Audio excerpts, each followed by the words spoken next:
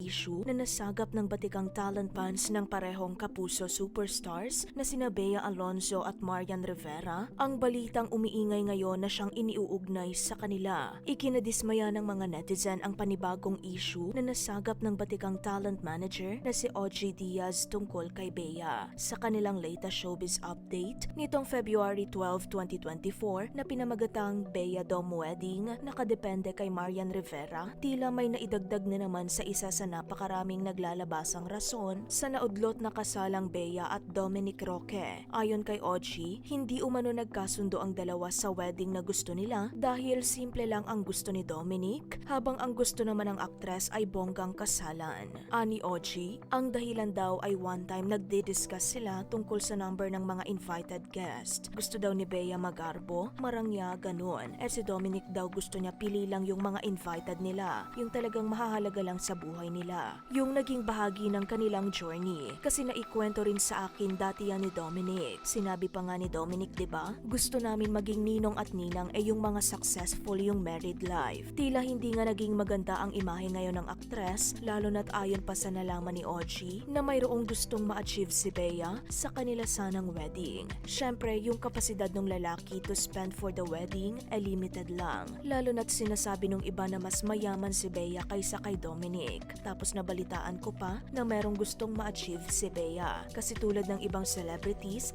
lalo na't mga sikat, na mga grandiosa yung wedding nila. Parang gusto ni Bea ganun din. Grandiosa rin. Napakaraming bisitang artista. Ayon naman sa paniniwala ni Ogie na kahit limited lang ang guest ay maiintindihan naman daw ang mga ito, lalo na kung tunay ang kanilang mga kaibigan. Hindi nga nila naiwasang ikumpara ito sa napakasimple pero intimate wedding ni na Angelica Panganiban at Greg Homan, kung saan halos 10 lang umano ang bisita, at sa fast food restaurant na In-N-Out Burger lang kinanap ang kanilang reception, pero talaga umanong naramdaman ng publiko ang pagmamahala ng mga Homan. Tanong naman ng co-host nitong si Mrena kung ano ba raw talaga ang nais ma-achieve ni Bea. Sagot ni Ogie, katulad ni Marian Rivera. Ayan, yan yung mga gusto niya na ma-achieve. Sagot naman ni Mrena, pati ba naman sa wedding, makikipagkompetensya pa si Bea Alonzo kay Marian? Nilinaw naman ni Ogie na katulad lamang sa kasal ng kapuso royalty couple, ang level ng kagarbohan na gusto ni Bea. Sa kabilang banda, naibahagi rin ng co-host ni Ogie ang nasagap niya mula sa kanyang kaibigan sa GMA7.